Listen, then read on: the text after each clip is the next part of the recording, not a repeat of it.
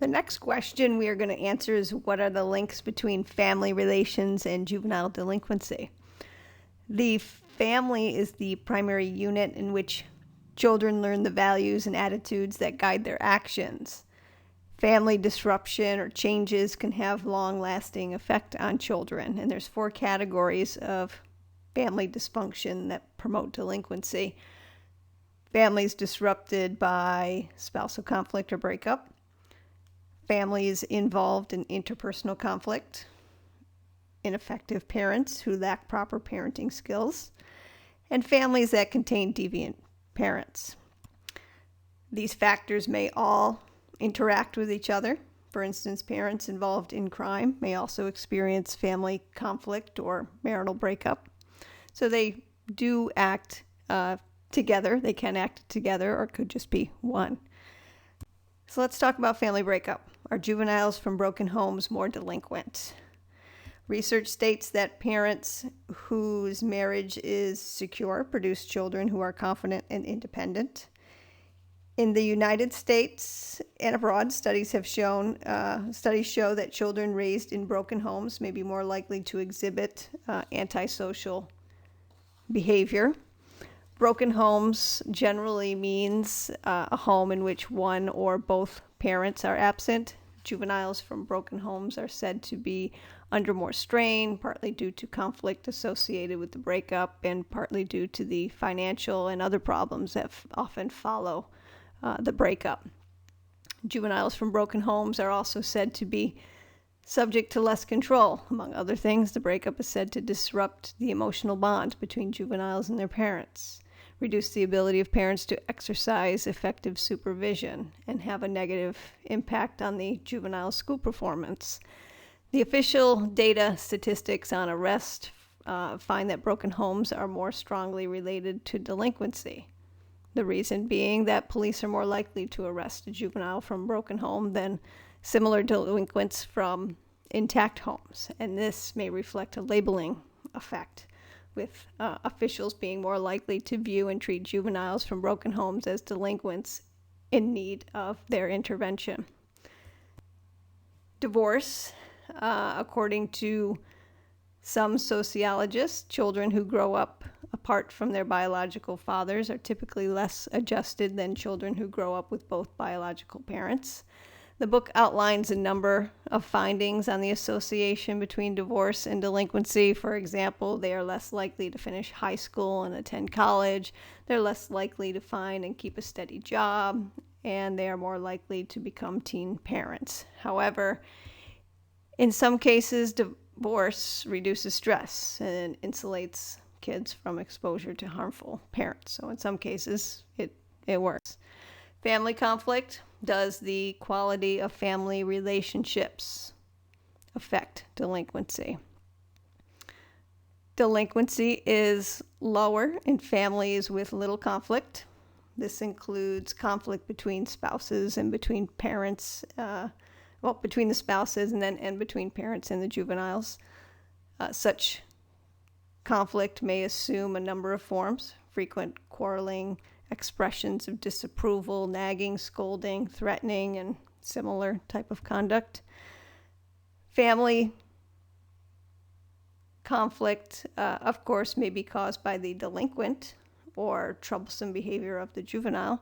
Data suggests that this type of conflict also has an effect on delinquency. It may weaken the emotional bond between parents and the juvenile, disrupts efforts to socialize the juvenile, exposes the juvenile to aggressive models and beliefs. It increases the likelihood of association with delinquent peers, and it increases the level of strain to which the juvenile is subject to, from a study from Mr. Nye.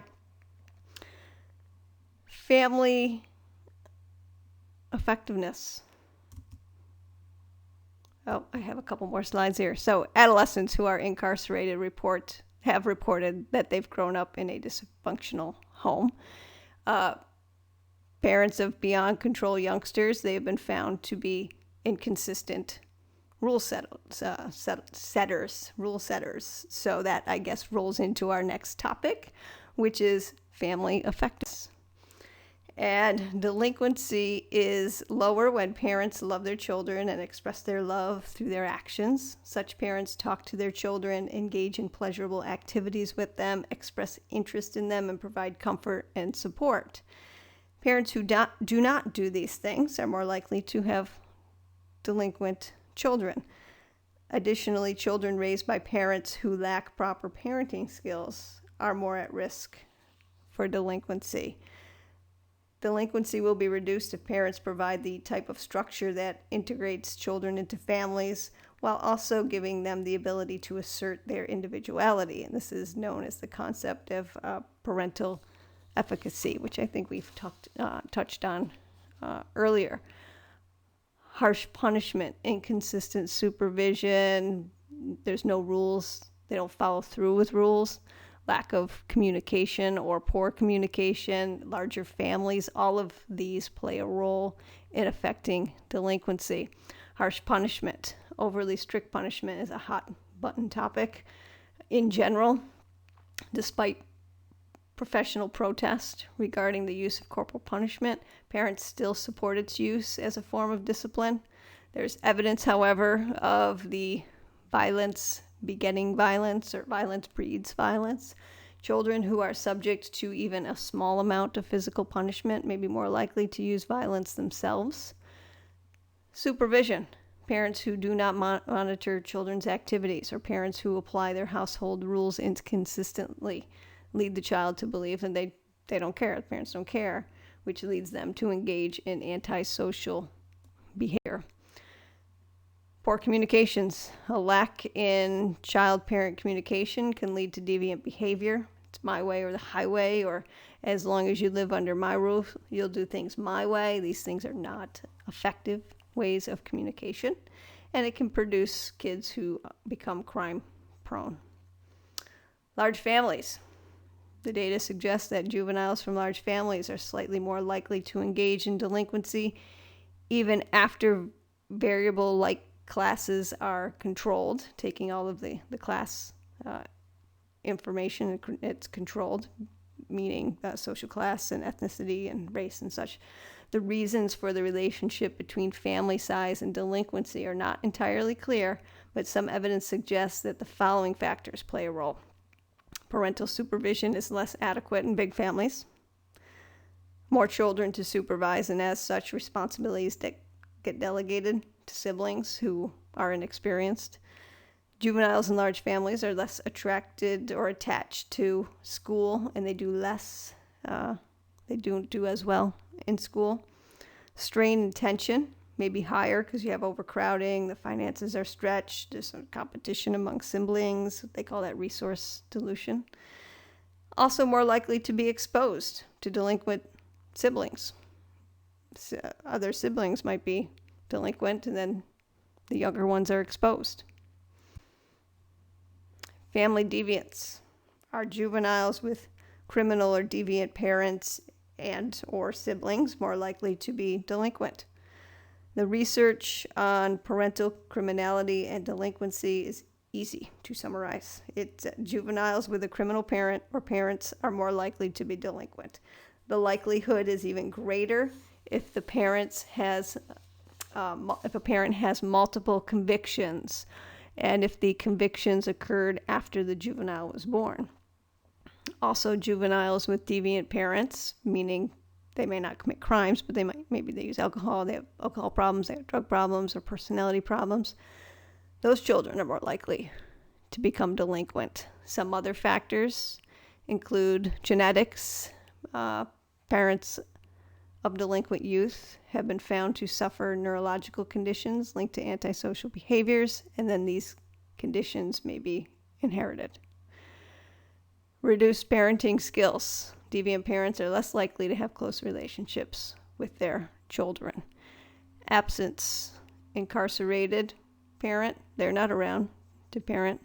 They may not be around in general, but incarceration takes a parent away. They become absent. Stigma or labeling. Apple doesn't fall too far from the tree. right? The delinquent label attaches to the child of a law-violating parent, usually by law enforcement, but other people too. The causes of intergenerational deviance is uncertain, but one can draw from the various theories. Our social learning theory, right? We talked about it then. Criminal parents are more likely to model crime, to reinforce crime, and to teach values that favor crime. The control theory. Data suggests and explains the relationship between parental crime and deviance and delinquency.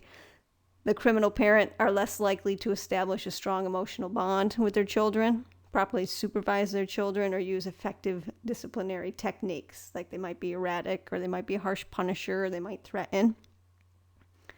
The strain theory, since criminal deviant parents may be more likely to engage in abusive behaviors and get into conflicts with one another and other family members, it creates strain. And then, of course, the labeling theory, which I've just momentarily referenced. Children of criminals are labeled delinquent by association. So not only parents, but siblings, sibling influence. Not only are juveniles with criminal parents more likely to be delinquent, but so are juveniles with delinquent siblings. Since juveniles in the same family are exposed to similar family influences, it is not surprising that siblings tend to exhibit similar levels of delinquency. Why? They live in the same environment. Genetics, right? Genetically determined, same or similar genetics, so they may be predisposed. Having shared interests, they socialize with one another in ways that increase the likelihood of crime. They may provide models for delinquency. They may reinforce delinquency and teach beliefs favorable to delinquency. Younger siblings tend to model or look up to older siblings, and if they're delinquent, they could follow along in their footsteps and learn from them. Also, for some, delinquent siblings are a source of verbal and physical abuse. They kind of beat on their older siblings, might beat up their younger siblings, and there's this competition. So that completes this discussion with regards to the effects of family on delinquency. We are going to switch gears we're not going to switch gears. We're just going to pick right up as we left off with delinquency siblings could be a source of verbal and physical abuse. We're going to talk about abuse and neglect at the hands of the parents and children, and how that affects deviance, delinquency. And that's our next topic.